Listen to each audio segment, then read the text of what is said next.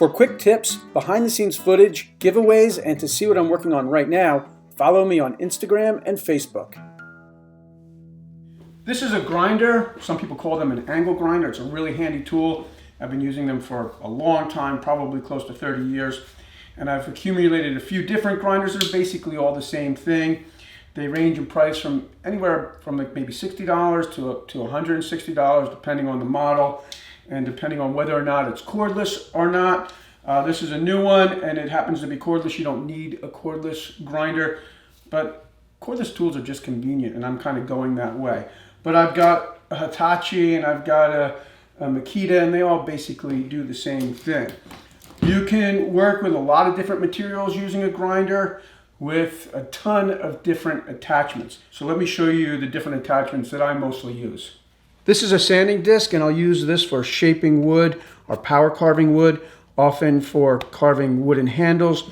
I just used a sanding disc to make sculpture bases. And so you've got a rubber backer, you've got your sanding disc, and you've got an inverted nut that goes into the sanding disc, and you tighten it right onto the grinder. Now some grinders will have a place where you can put a wrench. This grinder happens to have a little locking button. You press down the button and then you're all set. This is a wire wheel. This is great for removing loose paint if you're painting wrought iron furniture or removing rust. And again, you can just thread that onto the spindle, hold the locking button, and this is where the gloves come in handy because these little pieces of wire are sharp. So that's all set. I should point out that I take the battery out in the same way that you would unplug a tool when you're changing attachments. So there's no chance of the machine or the tool turning on. And now I'll take this off again by holding the button. The next attachment is a metal cutoff wheel, and when I use the cutoff wheel I always use the guard because the cutoff wheel can break and that would send pieces of it flying. So I've got the guard on, the spacer, and again the nut. So it's a pretty easy switch out, and again with this tool you only need to hold down the locking button. Another metal attachment is a metal grinding wheel, and you'll use this for cleaning up welds, or sometimes if you're making a cut with a torch and it's not a very nice cut, you can clean it up with the grinding wheel. Sometimes I'll use the grinding wheel for sharpening lawnmower blades, so definitely another handy attachment.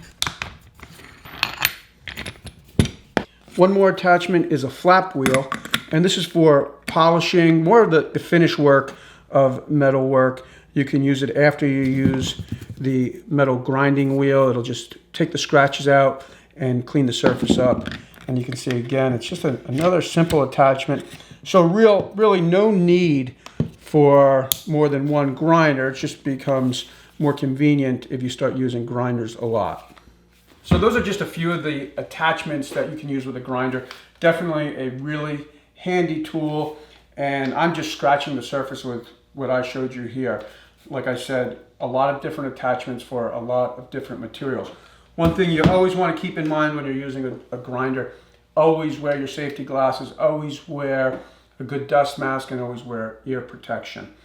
I have a few grinders. Like I said, you really only need to start with one, but it's like anything, if you've been doing it long enough, it becomes just a time saver to, not so much in the time it takes to set them up, but it's nice to have 2 or 3 tools out when you're working that you can just grab one. So if I need something to remove some rust, I have the wire wheel set up.